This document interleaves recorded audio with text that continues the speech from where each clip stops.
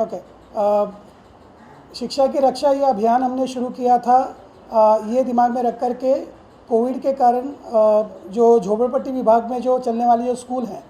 वो ज़्यादातर स्कूल जो है वो बिना अनुदानित हैं, यानी उनको गवर्नमेंट से कोई अनुदान नहीं मिलता है। ये जो सारी स्कूलें हैं ये सिर्फ़ और सिर्फ पेरेंट्स से मिलने वाली फ़ीस पे ही निर्भर है।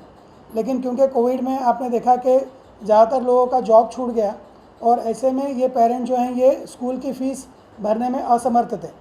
अब एक तरफ स्कूल बिना फ़ीस के चल नहीं सकता और दूसरी तरफ पेरेंट की क्षमता नहीं थी कि वो फ़ीस भर सके,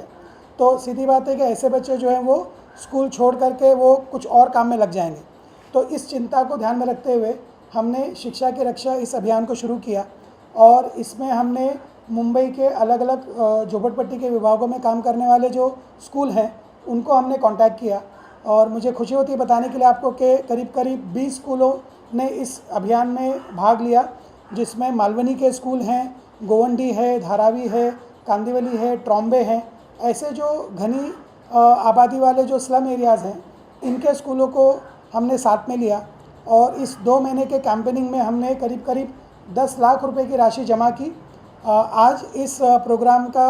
हम एक फॉर्मल जो है वो समारोह कर रहे हैं और जो भी धनराशि हमने जमा की है उसको हम सारे स्कूलों में इक्वली डिवाइड कर रहे हैं और इसका जो सीधा असर है वो करीब करीब 164 बच्चों को उनकी शिक्षा कंटिन्यू करने के लिए होगा। ये जो बच्चे हैं ये खास करके 9वीं और 10वीं के बच्चे हैं और अगर ये उनको स्कॉलरशिप नहीं मिलती तो शायद वो स्कूल छोड़ के किसी और काम में लग जाते। और इस तरीके से हमने ये अभियान को चलाया और सारे डोनर्स को हम शुक्रिया अदा करना चाहेंगे जिन्होंने हम पर भरोसा किया और इतनी बड़ी राशि उन्होंने हमें दी।